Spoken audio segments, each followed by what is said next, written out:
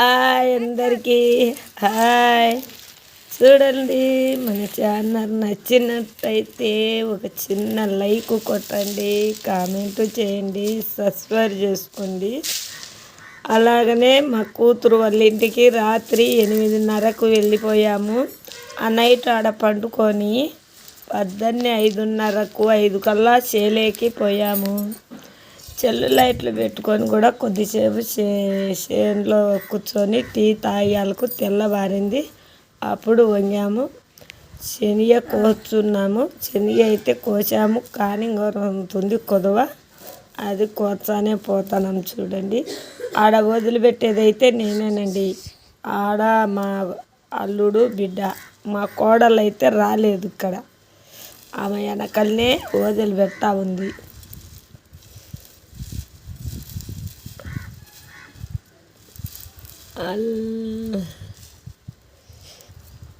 సంతమూరు అత్తగారూరు, మా అత్తగారూరు వెంకన్నపల్లి. మా పాపను మా బిడ్డను ఇచ్చింది కూడా మళ్ళీ అదే ఊరికే ఇచ్చాను. కానీ మేము ఎర్రగుంట్లలో ఉన్నాం కాబట్టి మళ్ళీ సంతమూరు పోకూడదని బిడ్డను ఇచ్చుకున్నాను. నాటికి శనగ కొయ్యాలంటే ఎంత కష్టం ఉంటుందో ఒక్కసారి మీరు కూడా చూడండి. నాకు అలవాటు వినడం 30 ఏళ్ళ నుంచి వ్యాపారం చేసేదానా. ఆ వ్యాపారం మీద అలవాటు పడి శనగ కొయ్యాలంటే కోసి లాస్ట్లో రోంత ఉండంగా హాయ్ చెప్పండి.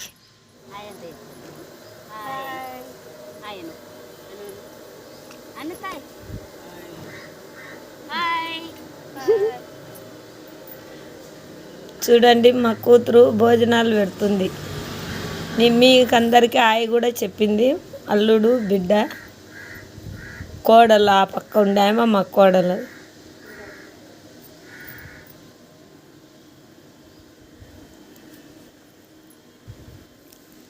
చూడండి ఏమి చేశారో, ఏం తెచ్చుకున్నారు అనుకున్నారు కదా. అన్నము, పప్పు, శనక్కాయల పొడి. 10 అయింది. అప్పుడు 18 టిఫిన్ బదులు సర్దుబువ్వ మజ్జిగ, శనక్కాయల పొడి,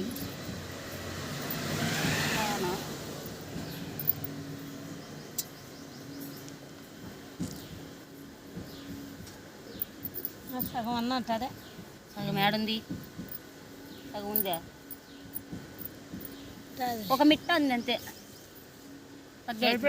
తీసుకొస్తాను. అయిపోయి శనక్కాయల పొడి వేసుకో.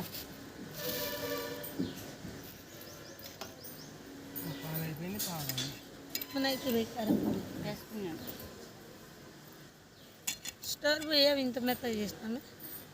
రైస్ కుక్కర్లో అంతే లేదా? రైస్ తక్కువ తెచ్చి ఒక పార అవుతుంది, కొత్త బియ్యం. అదే పోతా. చూడండి, చక్కలీలు వేసుకొని కూర్చుండేదానికి కాళ్ళు రాలేక కాళ్ళు సాపుకొని భోజనం మీద పెట్టుకొని తింటున్నాను. చూడండి, అలా ఉన్నాయి నొప్పులు. ఈరోజు నడుములు, కాళ్ళు, చేతులు అన్నీ లాగుతున్నాయి. ఎప్పుడు వ్యాపారం కదా కూర్చొని అలవాటు అయిపోయిందని ఆడ కోశాలకు అలాగుంది. గిన్నెలో మూతలో భూ పెట్టి అందరూ మీరు కూడా భోంచేచ్చురండి. మేమైతే భోజనాలు తింటున్నాం, మీరు కూడా తినేచ్చురండి.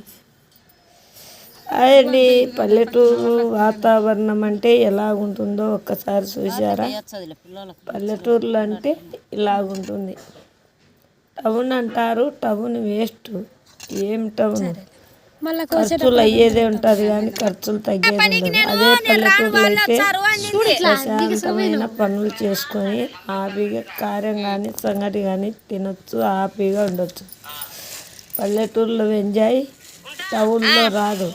టౌన్లో ఎవరింటో వాళ్ళు కూర్చోవాలి, ముడుచుకొని ఉండాలి. లేదంటే ఇరుగు పొరుగు ఇంటికి పోయినామనుకో 4 కొప్పులు గుడినిస్తాట, ఏదో ఒక తంట వచ్చునే ఉంటుంది. అదే పల్లెటూరులో అయితే ఏ తంట రాదు, ఏ గొడవ రాదు. హ్యాపీగా కలిసి మెలిసి అందరూ ఎంజాయ్గా పనులకు పోయి వచ్చి ఎవరింటో వాళ్ళు మళ్ళీ వంటలు చేసుకోను. చిన్నక్క ఏం కూర చేసావు, పెద్దక్క ఏం కూర చేసావు, నడిపక్క ఏం కూర చేసావు అనుకుంటా అందరూ ఎంజాయ్గా తెల్ల పొద్దు ఉడిసి సాయంత్రానికి పనులు చేసుకొని హ్యాపీగా అందరూ మంచాలు బయట వేసుకొని కూర్చొని అందరూ తింటూ మాట్లాడుకుంటారు.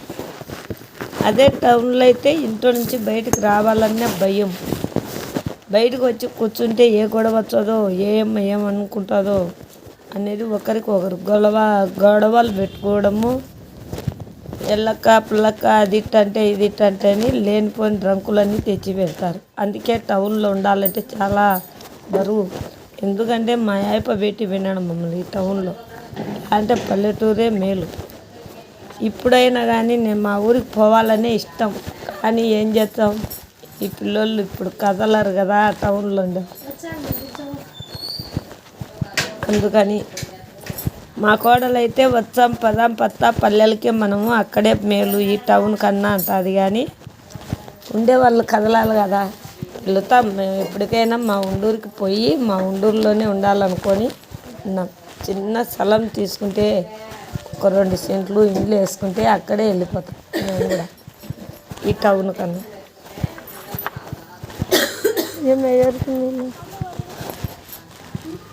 అయిపోయినా అందులో నీకు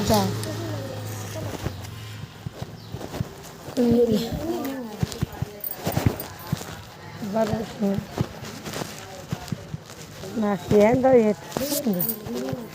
ఇద్దరు పోయి సాగుకుండా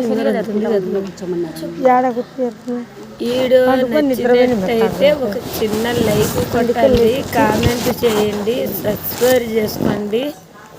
అలాగనే మన ఛానల్ నచ్చినట్టు అయితే అందరికీ సపోర్ట్గా నిలబడి అందరినీ లైవ్ చేయమని చెప్పండి.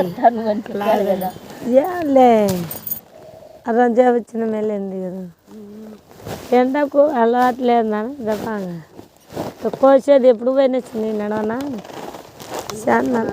బెట్టబోయేట్టుగా చేసినావు కాదు, అప్పుడు పోయినా అంతే. ఏం పెట్టలేదులే, ఏమంటే అలసట అంటే మేము బెట్టబో దిగినావు నూనె పెట్టినాడు.